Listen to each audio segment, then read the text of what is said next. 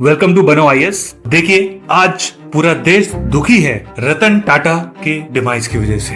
A visionary leader, a compassionate businessman and a philanthropist has left us. So now let's look at his ethical leadership style, जिनके लिए वो जाने जाते थे। रतन टाटा ने अपनी इथिकल लीडरशिप से जो स्टैंडर्ड सेट किए, I doubt anyone in India will be able to match it ever।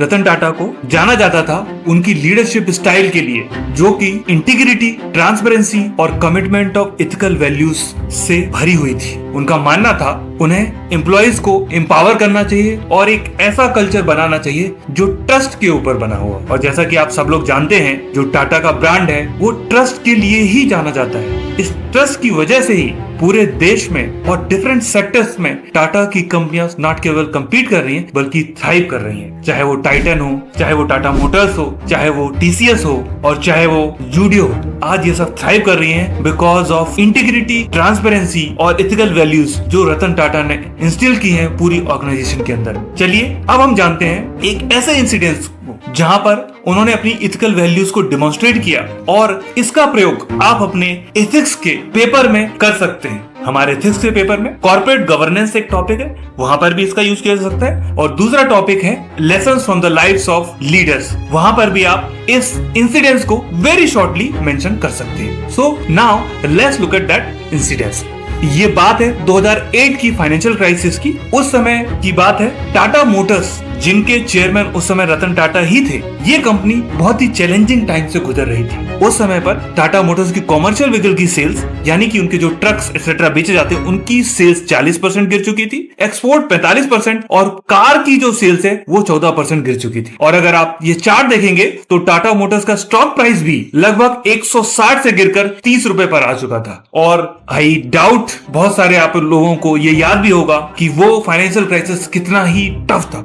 इस समय टाटा मोटर्स को सीरियस चैलेंजेस का सामना करना पड़ रहा था। ऐसे में टाटा मोटर्स ने अपना क्वार्टरली लॉस भी रिपोर्ट किया, $58.5 मिलियन का। और टाटा मोटर्स की प्रॉब्लम, ये जो लॉस है इससे कहीं बड़ी ज्यादा थी। उसका रीजन था टाटा मोटर्स को $3 बिलियन का एक लोन रिपे करना था। ये लोन उन्होंने लिया था Jaguar and land rover, UK की जो ऑटोमोबाइल्स कंपनी है, उसको एक्वायर करने के लिए। फाइनेंशियल क्राइसिस के थोड़े से पहले ही टाटा मोटर्स ने $2.3 बिलियन में यह कंपनी खरीदी थी। और ऐसा कहा जाता है कि रतन टाटा ने उसमें बहुत ही इंपॉर्टेंट रोल प्ले किया था, क्योंकि वो चाहते थे टाटा ग्रुप है इंडिया से एक्सपैंड करके एक ग्लोबल कंपनीज की तरह, ग्लोबल मल्टीनेशनल कॉर्पोरेशन की तरह एग्जिस्ट करे। लेकिन उनके ड्रीम को ये फाइनेंशियल क्राइसिस खतरे में डाल रहा था। और ये फाइनेंशियल क्राइसिस इतना खतरनाक था, इतना चैलेंजिंग था कि इस समय पर जो कंपनीज है यूएस में, दे वर शेडिंग जॉब्स, वो अपने एम्प्लॉइज को फायर कर रही थी। जनरल मोटर्स ने 47,000 लोगों को फायर किया था। सिमिलरली क्रिसलर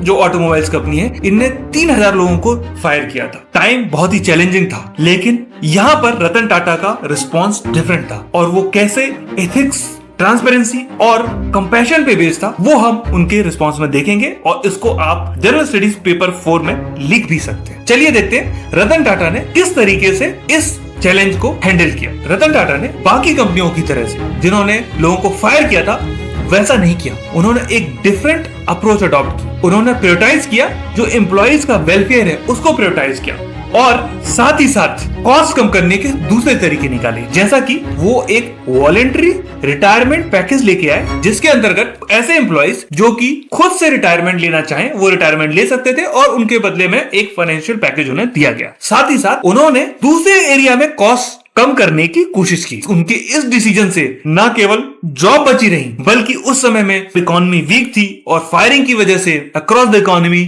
जो एम्प्लॉइज थे उनका मोरल कम था, उनके मोरल को मेंटेन किया टाटा मोटर्स के अंदर। तो देखिए डिफरेंट लीडर्स कैसे एक सेम सिचुएशन को हैंडल कर रहे हैं। जनरल मोटर्स, जो कि यूएस की one of the biggest company है, उन्होंने लोगों को फायर किया, जबकि टाटा ने अपने इथिकल वैल्यूज और कंपैशन की वजह से एक डिफरेंट अप्रोच को अडॉप्ट किया और कंपनी को स्टीयर किया।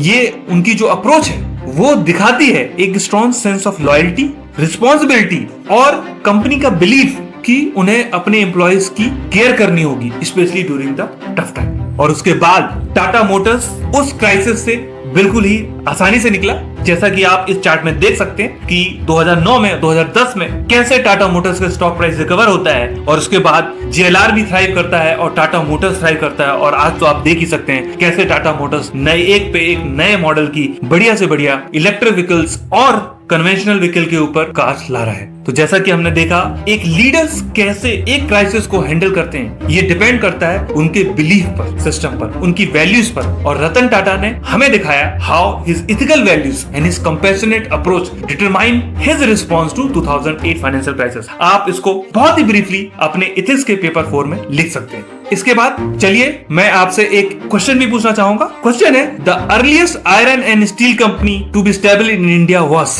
पहला ऑप्शन है इसको, दूसरा ऑप्शन है टिस्को, तीसरा है Visvesvaraya iron and steel works and fourth option है Mysore iron and steel works. तो इसका सही आंसर आप कमेंट सेक्शन में लिखें। साथ ही साथ इस क्वेश्चन का रतन टाटा से क्या रिलेशन है, अगर आप वो लिखते हैं then I will know that you know about steel industry in India. Thank you for watching this video and I will be back with next topic next time.